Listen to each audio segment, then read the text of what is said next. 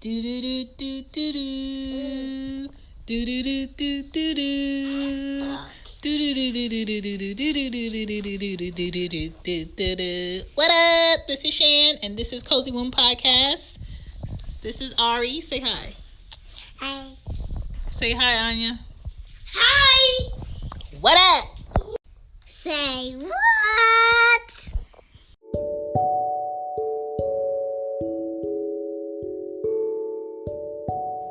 Hey, my name is Shan, and this is Cozy Womb Podcast. Welcome. So, today is not like a funny topic. It's a more serious topic. It's a topic that is affecting so many kids and students, and it's getting really bad out here with child suicide due to bullying. And I feel like it starts with better school procedures on bullying. And that's going to take the help from parents. That's going to take the help from counselors at school, therapists, principals, teachers. Whatever you're noticing, you need to be speaking on it.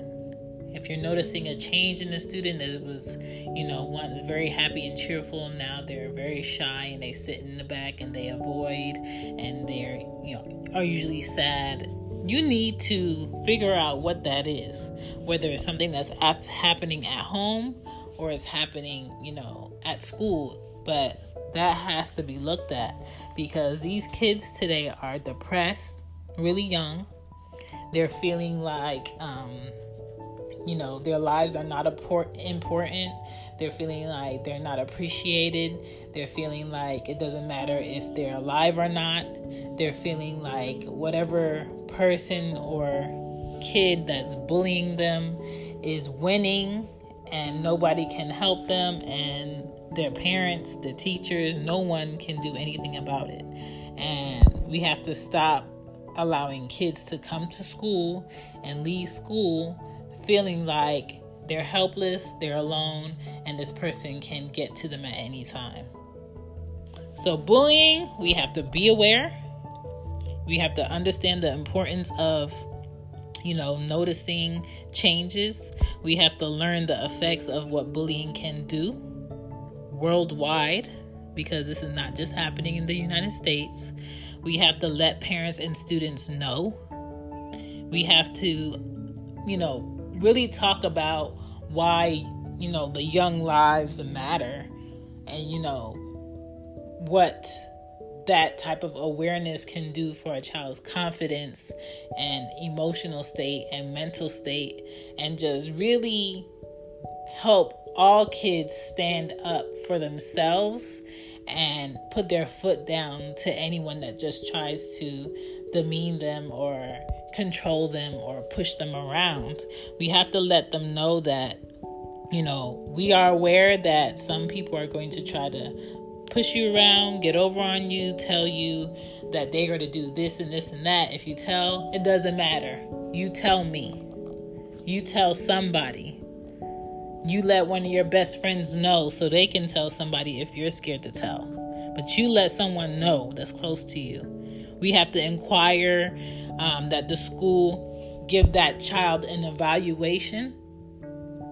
Like, all of that needs to be happening. We have to make sure we never dismiss any child when they try to complain about somebody bullying them, hurting them, threatening them, purposely doing things to make them mess up or hurt themselves, that type of stuff. We have to make sure we don't dismiss it, because sometimes once you dismiss certain children when they come to you for help, that's the first and last time they're going to come to you.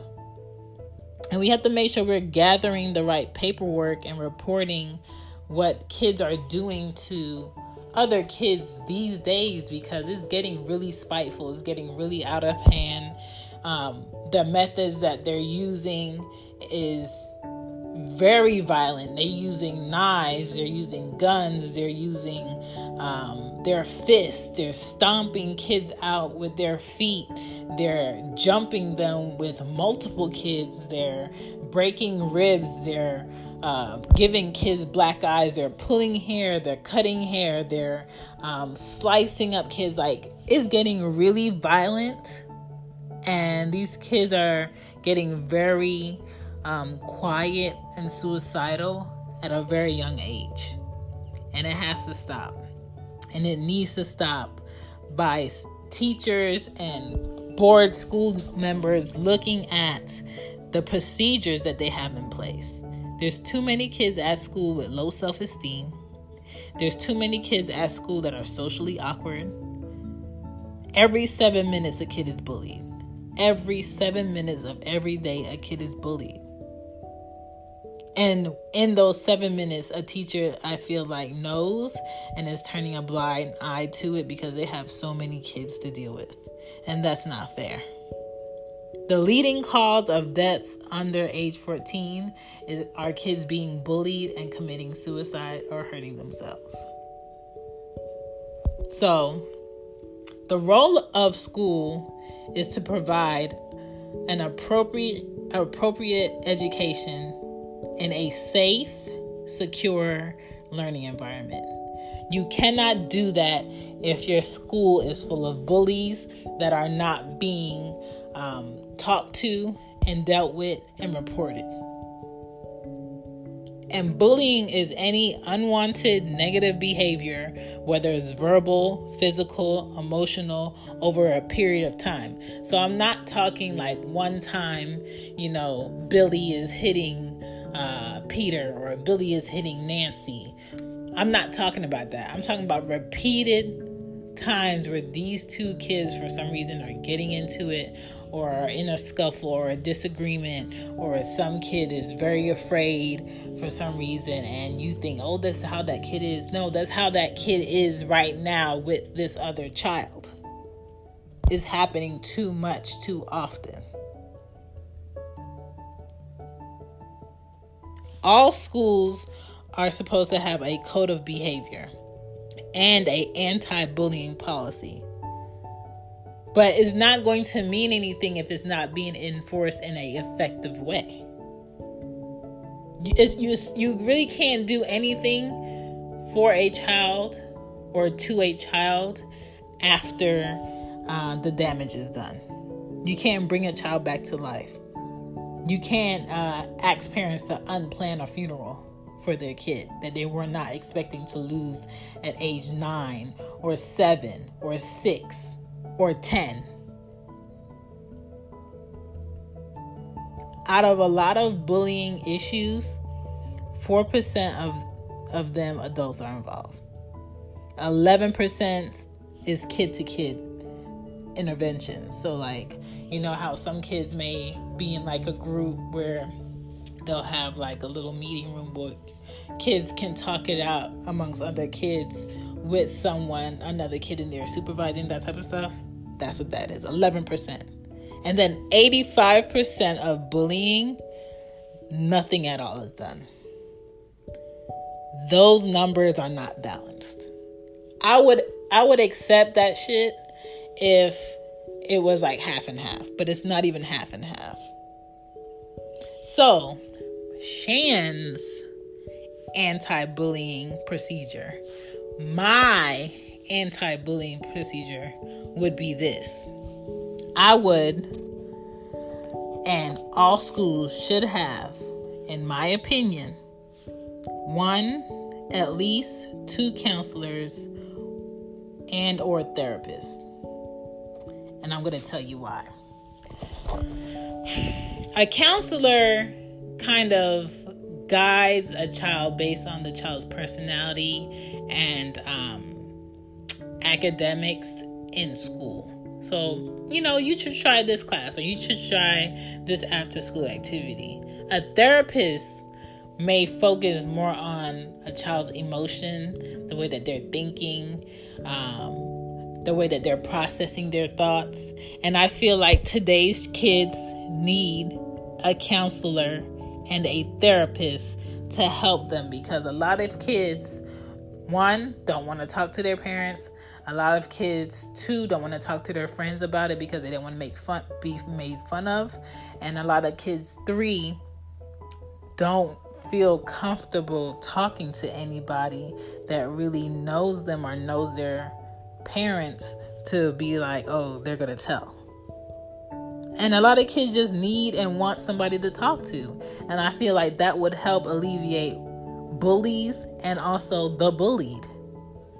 2, an anonymous school hotline should be given to kids at each school. Each school should have an anonymous school hotline where they can call in and report incidents that they're afraid to say out in open, face to face. And they can talk about their bullies on there, or maybe talk about an incident, and that needs to be checked daily. There needs to be someone in that school office that's going through the messages on this anonymous hotline for this school. And if a child is on there more than 2 times in a situation, that child needs to be called in to that counselor's office and that therapist's office and evaluated. And if they are evaluated, that parent needs to be notified and that document needs to be signed off. And if that's done and this situation is still continuing, then you need to get authorities involved and give all of those evaluations and those reports to authorities. Like, we have to be ahead of the game, because clearly these bullies already have it figured out. You know, clearly these kids don't feel safe.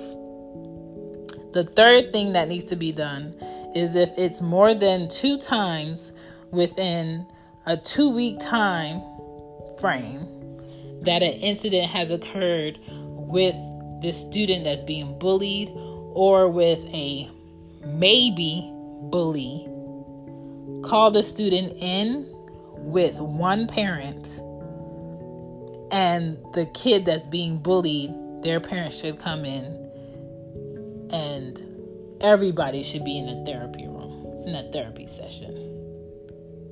If not, that child that's accused of doing anything or has had an incident reported in school on their behavior with another child has to take a suspension and a mandatory evaluation on their way out and when they come in, to see if they're mentally fit to be back in school. Like, everybody talks about what needs to be done and, oh, this shouldn't have happened.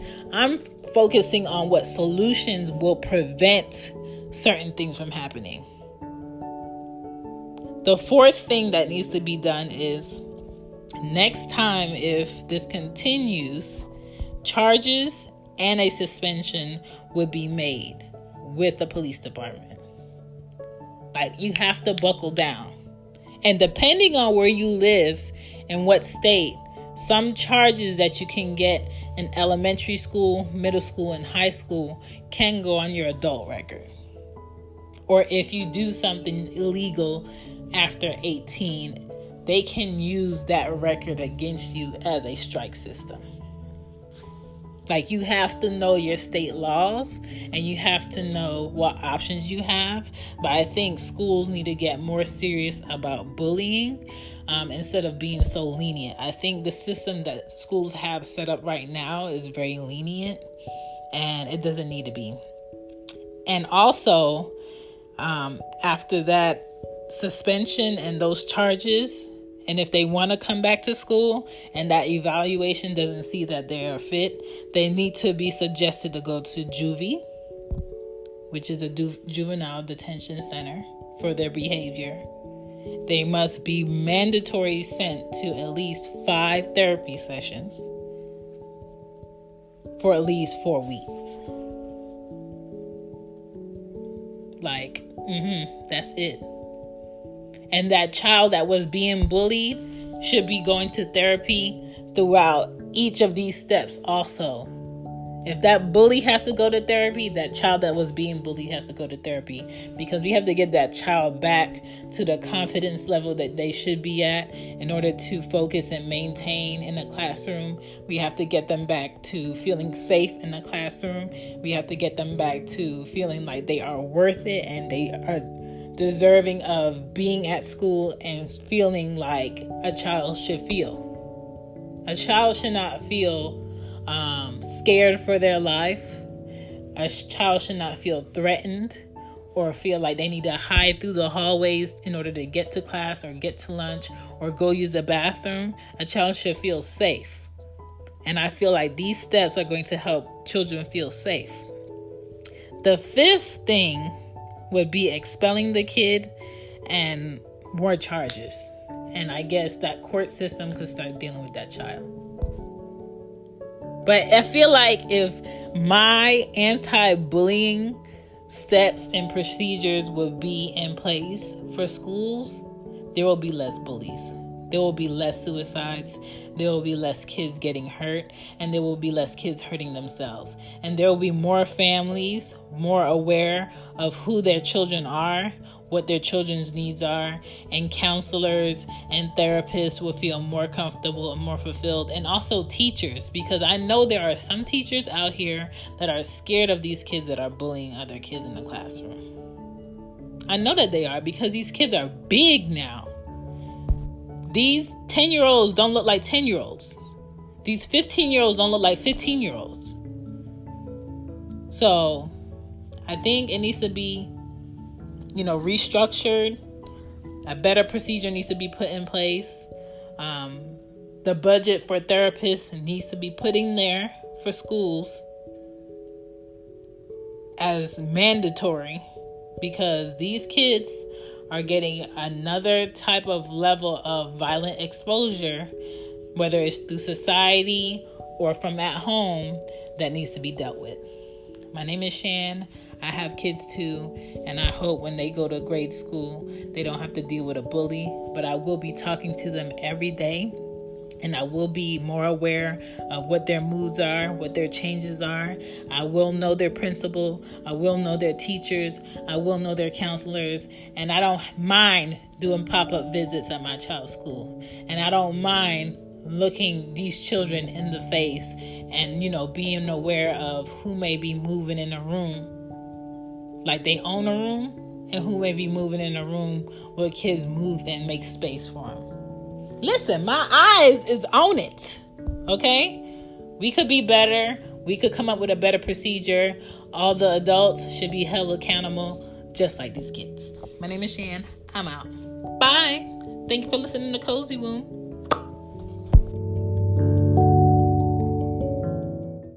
Good night, good night, good night, good night.